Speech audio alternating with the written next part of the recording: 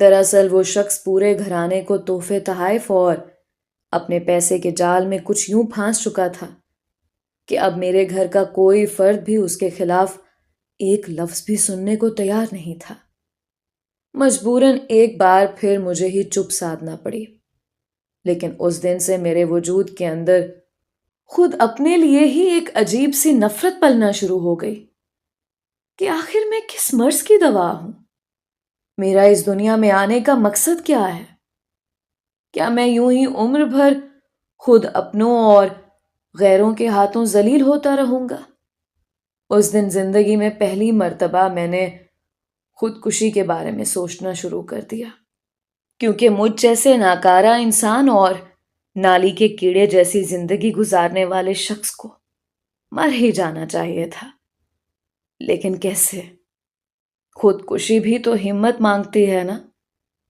لیکن میں نے یہ طے کر لیا تھا کہ اب اپنی اس بوسیدہ اور ذلت بھری زندگی کا خاتمہ کر کے ہی رہوں گا۔ کب اور کیسے؟ بس یہ طے کرنا باقی رہ گیا تھا۔ کہاں قاتل بدلتے ہیں، فقط چہرے بدلتے ہیں۔ عجب اپنا سفر ہے، فاصلے بھی ساتھ چلتے ہیں۔ اصغر صاحب نے پانی کا ایک لمبا سا گھونٹ بھرا اور اپنی داستان جاری رکھی۔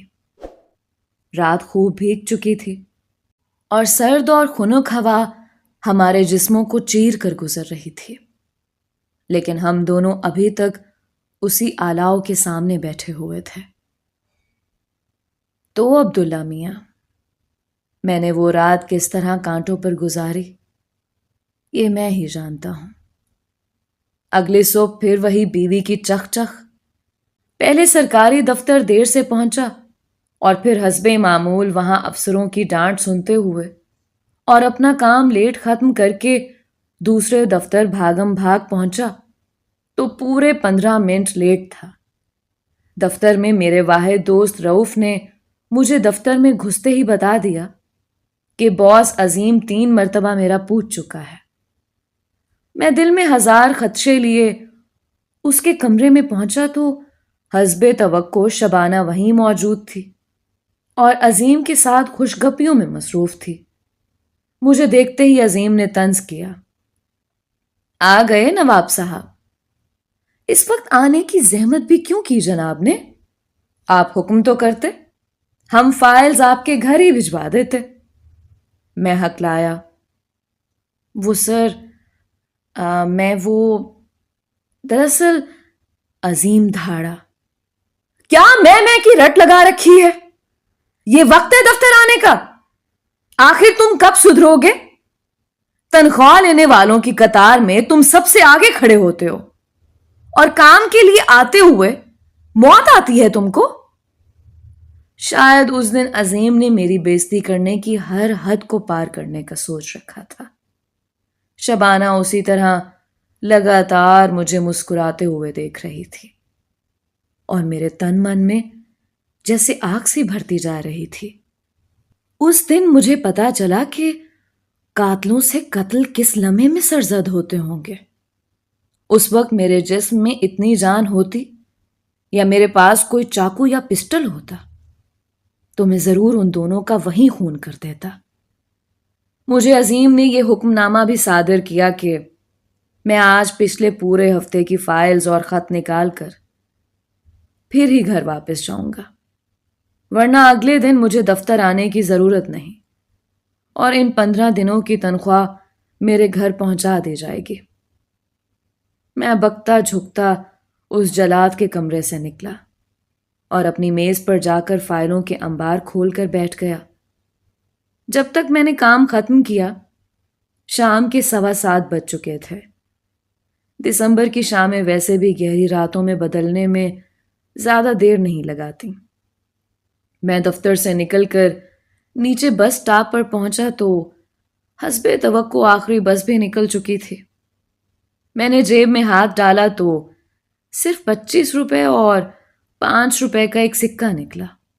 مطلب رکشے یا ٹیکسی کی عیاشی تو ناممکن تھی، لہٰذا میں نے عظیم کو دل ہی دل میں گندی گالیاں نکالتے ہوئے پیدل ہی گھر جانے کی ٹھانی۔ پیدل مختصر راستے اختیار کرنے کے باوجود میرے گھر کا فاصلہ دفتر سے 2 گھنٹے کا تھا۔ میں تنگ اندھیری گلیوں اور ویران سڑکوں سے ہوتا ہوا گھر کی جانب روانہ تھا۔ میرے شہر کے حالات بھی کچھ ایسے تھے کہ ایسے راستوں پر دن میں بھی چلتے ہوئے لوگ خوف محسوس کرتے تھے۔ یہ تو پھر رات تھی، لہٰذا ذرا سی آہٹ پر میرے رونگٹے کھڑے ہو جاتے تھے۔ راستے میں ایک ویران سا پارک بھی پڑتا تھا، جسے میں نے پہلے اپنی راہ گزر کے لیے منتخب نہ کرنے کا سوچا، کیونکہ اس پارک کے متعلق عجیب و غریب قسم کی باتیں مشہور تھیں۔ لیکن پھر جب میں نے اس لمبے راستے کا سوچا جو پارک کے اندر سے نہ گزرنے کی صورت میں مجھے طے کرنا پڑتا، تو خود بخود میرے تھکے ہوئے قدم اس پارک کی ٹوٹی ہوئی دیوار کی جانب بڑھ گئے، جسے راہگیروں نے اپنی سہولت کے لیے پارک کراس کرنے کے لیے توڑ رکھا تھا۔ پارک اس وقت بالکل سنسان پڑا ہوا تھا۔ گھاس کے خشک میدان کے بیچوں بیچ ایک بوڑھا برگد کا پیڑ اپنی ہزاروں جڑیں زمین میں گاڑے اور میدان کے اوپر پر پھیلائے یوں کھڑا تھا جیسے کوئی بزرگ اپنی ساری آل اولاد کو اپنے دامن میں سمیٹے کھڑا ہو۔ پیڑ کے نیچے ایک ٹوٹا ہوا پتھر کا بینچ پڑا ہوا تھا۔ جانے کیوں ایک دم ہی مجھے شدید تھکن کا احساس ہوا اور میں نے کچھ پل اسی بینچ پر بیٹھ کر سستانے کا فیصلہ کر لیا۔ میں نے بینچ پر بیٹھ کر چند گہری سانسیں لیں تو کچھ سکون کا احساس ہوا۔ میں نے سر پیچھے ٹکا کر چند لمحوں کے لیے اپنی جلتی آنکھیں موند لیں، لیکن آنکھیں بند کرتے ہی ایک لمحے کے 1000ویں حصے میں مجھے یوں محسوس ہوا جیسے اس برگد کے پیڑ کے اوپر کوئی بیٹھا ہوا مجھے اپنی 2 سرخ انگارہ آنکھوں سے گھور رہا ہو۔ میں نے گھبرا کر جلدی سے آنکھیں کھول دیں، لیکن پیڑ کی شاخیں ویسے ہی سنسان پڑی تھیں۔ میں نے سر جھٹک کر دوبارہ آنکھیں موندیں تو پھر سے وہی احساس چھم سے میری بند آنکھوں کے پردے پر اتر آیا، لیکن اس بار آنکھیں کھولنے سے پہلے ایک آواز بھی میرے ذہن کے پردے سے ٹکرائی۔ کیسے ہو اصغر؟ میری تو مانو جیسے جان ہی نکل گئی اور میں نے دوبارہ جلدی سے آنکھیں کھول دیں، لیکن پیڑ اب بھی ویسے ہی تنہا کھڑا تھا۔ میرے مساموں سے اتنی سردی کے باوجود خوف کے مارے پسینہ نکل آیا اور میں نے وہاں سے بھاگ اٹھنے کی ٹھان لی، لیکن ابھی اپنا بوجھ اپنے 2 شل بازوؤں پر ڈالا ہی تھا اور میرا جسم ابھی پوری طرح اٹھنے بھی نہیں پایا تھا کہ پھر سے وہی سرگوشی میرے کانوں سے ٹکرائی۔ ڈرو نہیں اصغر، میں تمہیں کوئی نقصان نہیں پہنچاؤں گا، مجھے اپنا دوست ہی سمجھو۔ میں نے خوف کے مارے ادھر ادھر دیکھا، لیکن تم ہو کون اور مجھے کھلی آنکھوں سے نظر کیوں نہیں آ رہے؟ میرے کانوں میں پھر سے آواز گونجی۔ میں بند آنکھوں سے بھی صرف انہی کو نظر آتا ہوں جنہیں آنا چاہتا ہوں۔ اگر تم زیادہ خوفزدہ نہیں ہو تو میں تمہیں کھلی آنکھوں سے نظر آ سکتا ہوں، تمہیں بس اپنے حواس قابو میں رکھنے ہوں گے۔ ایک بار تو میرے جی میں آیا کہ میں وہاں سے سر پر دوڑ لگا دوں، لیکن پھر نہ جانے میرے اندر اتنی ہمت کہاں سے آ گئی اور میں نے ہکلاتے ہوئے اسے اجازت دے دی۔ ٹھیک ہے، لیکن مجھے زیادہ ڈرانا مت، میں دل کا کمزور واقع ہوا ہوں۔ میں آنکھیں پھاڑ پھاڑ کر درخت کی شاخوں کو دیکھنے لگا، کیونکہ میرے خیال میں اسے وہیں کہیں سے کودنا چاہیے تھا، لیکن میں اپنے پیچھے اس کی آواز سن کر بینچ سے گرتے گرتے بچا۔ اب تم مجھے دیکھ سکتے ہو، میں نے ڈرتے ڈرتے لرزتے دل کے ساتھ پیچھے نظر ڈالی تو کچھ دیر کے لیے میرے اوپر کا سانس اوپر ہی رہ گیا۔ ایک نہایت کالا بھجنگ شخص جس کی آنکھیں 2 دہکتے انگاروں جیسی چمک رہی تھیں اور جس کی جلد کا رنگ ایسا تھا جس کی رات کی سیاہی میں جانچ یا دیکھ پانا تقریباً ناممکن ہی تھا۔ میں نے فوراً خوف کے مارے اپنی آنکھیں بند کر لی۔ اچانک کسی کی کرخت آواز فضا میں گونجی، او بابا، تم اس اندھیرے میں کیا کرتا ہے؟ میری تو چیخ نکلتے نکلتے رہ گئی۔ میں نے ڈر کر جھٹ سے آنکھیں کھولی تو سامنے پارک کا پٹھان چوکیدار حیران سا کھڑا مجھے گھور رہا تھا۔ میں نے فوراً پلٹ کر اس کی جانب دیکھا جہاں ایک لمحہ پہلے وہ شخص کھڑا تھا، لیکن اب وہاں کوئی نہیں تھا۔ میں نے حیرت سے اپنی آنکھیں پھاڑ کر اندھیرے میں ٹٹولا، لیکن وہ شخص غائب ہو چکا تھا۔ چوکیدار ابھی تک میرے سر پر کھڑا، شاید مجھے کوئی مخبوط الحواس سمجھ رہا تھا۔ وہ پھر ڈانٹنے کے انداز میں بولا، او بھائی، تم کون ہے؟ ایسے رات کو درختوں کے نیچے نہیں بیٹھنا چاہیے، خوچا یہ اچھا نہیں ہوتا مڑا۔ اب میں اس کو کیا بتاتا کہ میری آدھی روح تو پہلے ہی نکل چکی ہے۔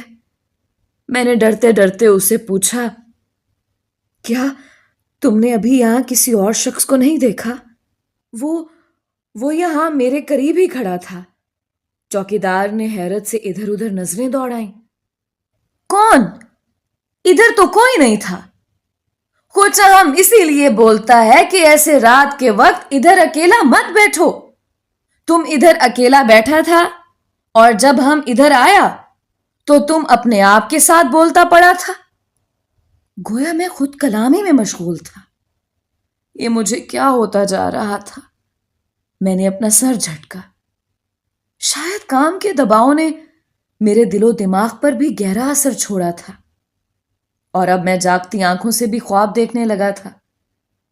میں یہی سوچتا ہوا وہاں سے اٹھا اور کسی طرح گرتے پڑتے رات گئے گھر تک پہنچ گیا۔ شکر ہے کہ سب لوگ سو چکے تھے۔ میں اس وقت ان کے ساتھ کسی بحث میں نہیں پڑنا چاہتا تھا۔ میرے دماغ میں دھماکے ہو رہے تھے اور سر درد سے پھٹا جا رہا تھا۔ میں چپ چاپ جا کر اپنے بستر پر لیٹ گیا اور آج کے تمام واقعات پھر سے میرے ذہن میں چلنے لگے۔ کیا واقعی وہ سب صرف میرا واہمہ تھا، یا انہی سوچوں میں جانے کب مجھے نیند نے آ گھیرا؟ لیکن ابھی شاید میری آنکھ لگے ہوئے چند لمحے ہی ہوئے تھے کہ اچانک مجھے محسوس ہوا کہ پھر سے وہی دو انگارہ آنکھیں مجھے گھور رہی ہیں۔ خود میرے ہی کمرے میں موجود دیوار میں لگی الماری جو چھت سے ذرا پہلے اپنی لمبائی ختم کرتی تھی، اسی الماری پر وہ شخص بیٹھا مجھے گھور رہا تھا۔ ایک جھٹکے سے میری نیند ٹوٹی تو میں پسینے میں شرابور تھا، لیکن الماری کے اوپر کوئی بھی نہیں بیٹھا تھا۔ میرے خدا، یہ میرے ساتھ کیا ہو رہا ہے؟ یہ کون سی بلا میرے پیچھے پڑ گئی تھی؟ اور پھر اس جدید دور میں اگر کسی کو یہ سب بتاتا بھی تو وہ میرا مذاق ہی اڑاتا۔ میری بیوی ساتھ والے بستر پر پڑی خراٹے لے رہی تھی، لیکن پھر میں دوبارہ سو نہیں پایا۔ ساری رات یہی آنکھ مچولی چلتی رہی۔ میں جیسے ہی آنکھ بند کرتا، میری بند آنکھوں کے پردے پر وہ ہولناک شبیہ اتر آتی۔ خدا خدا کر کے صبح ہوئی اور میں منہ اندھیرے ہی گھر والوں کو سوتا چھوڑ کر دفتر جا پہنچا۔ ابھی تک خاکروب نے پوری طرح دفتر کو جھاڑو بھی نہیں لگایا تھا، اور چپراسی نے بھی اتنی صبح مجھے دفتر میں داخل ہوتے دیکھ کر حیرت سے کاندھے اچکائے۔ لیکن اس وقت میری سمجھ میں اور کچھ نہیں آ رہا تھا۔ میں وہیں اپنی میز پر بیٹھا اپنے گھٹیا برانڈ کے سگریٹ پھونکتا رہا۔ دھیرے دھیرے لوگ دفتر آنا شروع ہو گئے، اور جب میرا یار مرزا دفتر میں داخل ہوا تو مجھے اپنے سے پہلے دفتر میں پا کر تو وہ خوشی اور حیرت سے اچھل ہی پڑا۔ ابے یار اصغر، تو آج سورج کس طرف سے نکلا تھا؟ میں نے تو غور ہی نہیں کیا۔ میں نے فوراً مرزا کا ہاتھ پکڑا اور اس کو ایک جانب لے جا کر کل شام کی ساری رودات سنا دی۔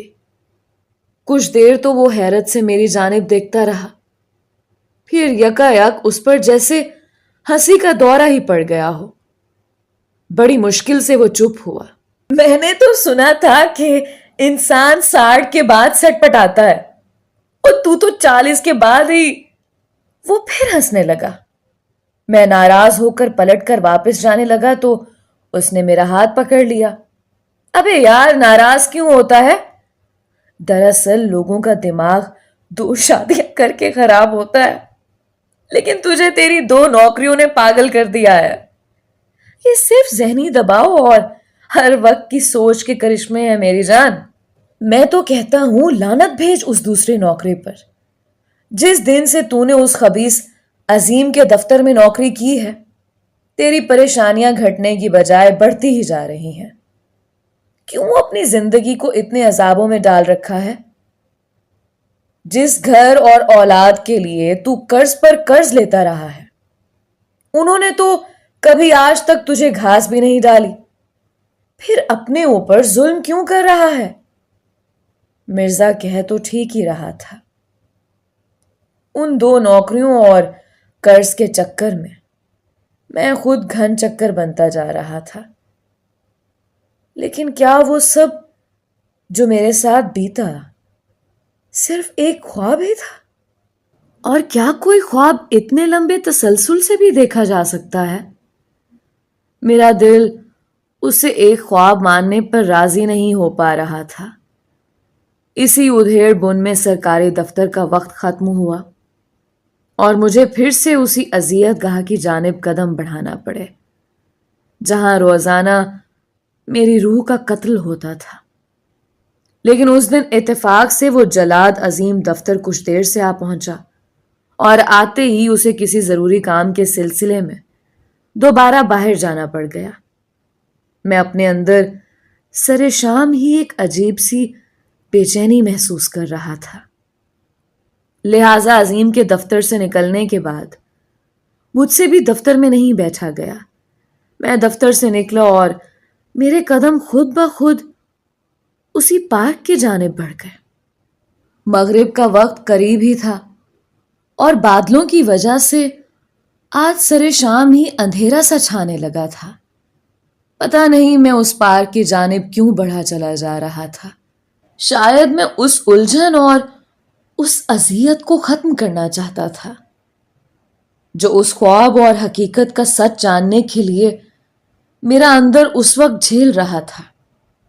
جب میں پارک پہنچا تو ابھی وہاں اکا دکا لوگ موجود تھے جو شام ڈھلنے سے پہلے گھر واپسی کی تیاری کر رہے تھے۔ میں چپ چاپ جا کر اسی بنچ پر بیٹھ گیا۔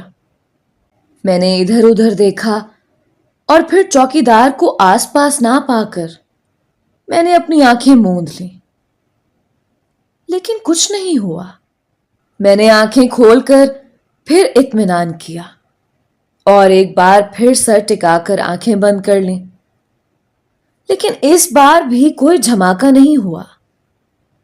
تو کیا واقعی وہ سب میرا واہمہ ہی تھا؟ میں نے تھک کر آنکھیں کھول دی۔ پھر اچانک میرے ذہن میں ایک اور خیال آیا۔ کل جب میں یہاں آیا تو مغرب کے بعد کا اندھیرا چھا چکا تھا، جبکہ اس وقت اچھی خاصی روشنی باقی تھی۔ میں نے اٹھتے اٹھتے گھر واپسی کا ارادہ ترک کر دیا۔ جب یہاں تک آ ہی گیا ہوں تو آج اپنا شک پوری طرح دور کر کے ہی واپس جاؤں گا۔ میں نے ٹہل کر پارک کا ایک چکر لگایا، اور شاید وہ میرا تیسرا چکر تھا جب مغرب کی اذانیں شروع ہو چکی تھیں۔ میں چکر ختم کر کے واپس اپنے بینچ پر آ کر بیٹھ گیا۔ جانے میرا دل اتنے زور زور سے کیوں دھڑک رہا تھا۔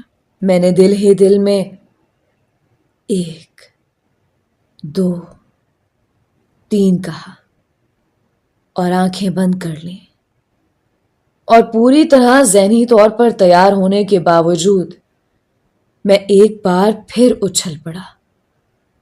ہاں، وہی 2 سلگتی آنکھیں۔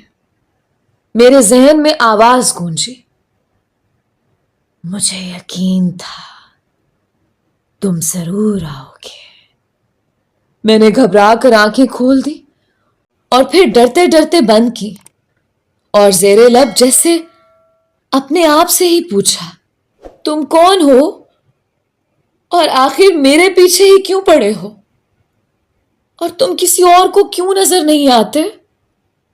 وہ آنکھیں ہنس دیں، میں صرف اسی کو نظر آتا ہوں جس کو نظر آنا چاہتا ہوں، ورنہ تم انسانوں میں ایسے جنونی اور پاگل بھی موجود ہیں جو میری ایک جھلک دیکھنے کے لیے اور مجھے پانے کے لیے برسوں جانے کتنی تپسیا اور کتنے جاپ کرتے ہیں، دن رات، صبح و شام اپنا جیون جلاتے ہیں، قبرستانوں میں، دریاؤں میں، صحراؤں میں ایک ٹانگ پر کھڑے ہو کر سالوں جنتر منتر پڑھتے ہیں، قبروں سے مردے نکال کر ان کی ہڈیوں کا سرما بنا کر اپنی آنکھوں میں اس امید پر لگاتے ہیں کہ شاید وہ مجھے دیکھ پائیں گے، لیکن جواب میں صرف اپنی بینائی ہی کھوتے ہیں، عمر بھر کے لیے۔ کئی تو ایسے بھی ہیں جو اپنے جیسے دوسرے انسانوں کا خون کرنے سے بھی نہیں چوکتے، صرف اس امید پر کہ شاید وہ کبھی میری ایک جھلک ہی پا لیں گے، لیکن میں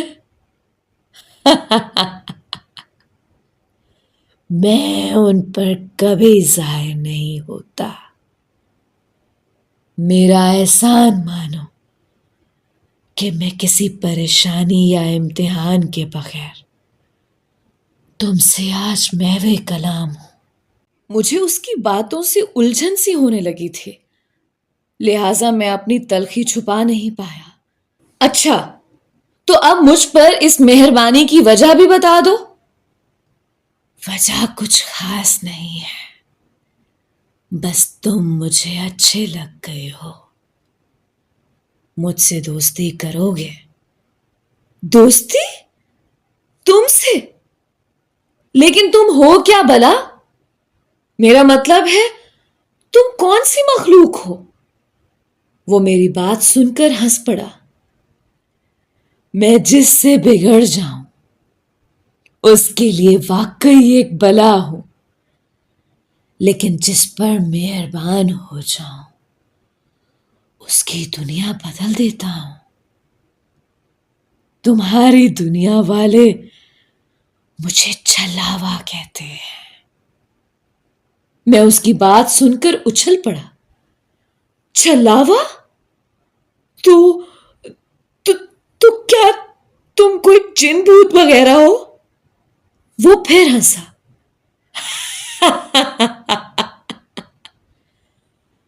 تم چاہو تو بھوت ہی سمجھ لو، لیکن کیا تم نے آج تک کوئی بھوت دیکھا بھی ہے؟ جنات کا وجود تو پھر بھی ثابت ہے، ورنہ تم انسان ہی خود سب سے بڑے بھوت ہو۔ میں ابھی تک الجھن میں تھا۔ کیا تم سامنے آ کر مجھ سے بات نہیں کر سکتے؟ مجھے یوں بند آنکھوں سے بات کرنے سے الجھن ہوتی ہے۔ ٹھیک ہے، لیکن یاد رہے کہ میں صرف تم پر ہی واضح ہو سکتا ہوں، دوسروں کے لیے میں اب بھی اوجھل ہوں۔ اب تم چاہو تو آنکھیں کھول سکتے ہو۔ میں نے جھٹ سے آنکھیں کھول دی۔ وہ بالکل میرے سامنے پنجوں کے بل بیٹھا ہوا تھا۔ میں نے جلدی سے ڈر کر اپنے پیر سکیڑ لیے۔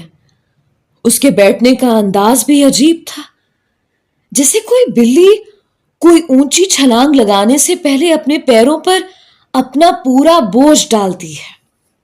اور اگلے پنجوں کو زمین پر ٹکا کر اپنا جسم تولتی ہے، وہ بھی یوں ہی زمین پر اپنا پورا وزن اپنے پیروں پر اور دونوں ہاتھ زمین پر ٹکا کر، اور ہاتھوں کے پنجے کھولے ہوئے یوں بیٹھا تھا جیسے ابھی اگلے ہی پل کسی پھرتیلے چیتے کی طرح کوئی اونچی زکند لگا کر درخت کی کسی اونچی شاخ پر جا بیٹھے گا۔ اس کے وجود میں جیسے کوئی پارا سا بھرا ہوا تھا اور نس نس سے بے چینی ٹپک رہی تھی۔ اس نے غور سے میری طرف دیکھا، لیکن نہ جانے کیوں میں اس کی جانب دیکھ نہیں پا رہا تھا۔ تم نے میرے سوال کا جواب نہیں دیا، کیا تم مجھ سے دوستی کرو گے یا نہیں؟ لیکن کوئی بھی جواب دینے سے پہلے میں تمہیں یہ بتانا ضروری سمجھتا ہوں کہ میری دوستی اتنی آسان نہیں ہے۔ کچھ شرائط پر پورا اترنا پڑتا ہے۔ ہاں، البتہ اس کے بعد جب تم میرے دوست بن جاؤ گے تو دنیا کی ہر آسائش، وہ سب کچھ جس کا تصور تم شاید اپنے آخری خواب میں بھی نہیں کر سکتے، وہ سب تمہارے قدموں میں ہوگا۔ بس صرف تمہاری خواہش دل سے ہونٹوں پر آنے کی دیر ہوگی، اور اس جہاں کی ہر نعمت تمہارے اختیار میں ہوگی۔ اچھا، تو اب لگے ہاتھوں وہ شرائط بھی بتا دو جو تم سے دوستی کرنے کے لیے مجھے پوری کرنا ہوگی۔ شرط کوئی خاص بڑی نہیں ہے، بس تمہیں اپنا ایمان مجھے سونپنا ہوگا۔ میں اس کی بات سن کر اچھل ہی تو پڑا۔ کیا مطلب؟ تم کہنا کیا چاہتے ہو؟ اس نے غور سے میری جانب دیکھا۔ تم سمجھے نہیں یا پھر سمجھنا نہیں چاہتے؟ میں نے کوئی اتنی مشکل بات تو نہیں کہی، بس تمہیں اپنا مذہب ترک کرنا ہوگا۔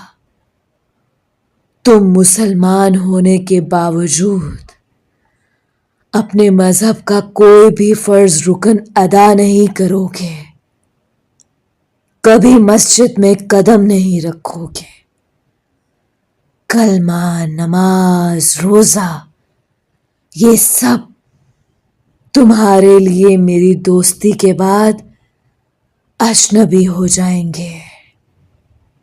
بس اتنی سی شرط ہے۔ تمہیں کوئی اعتراض تو نہیں؟ غصے میں میرے تن بدن میں آگ لگ گئی۔ واہ، کیا شرط ہے!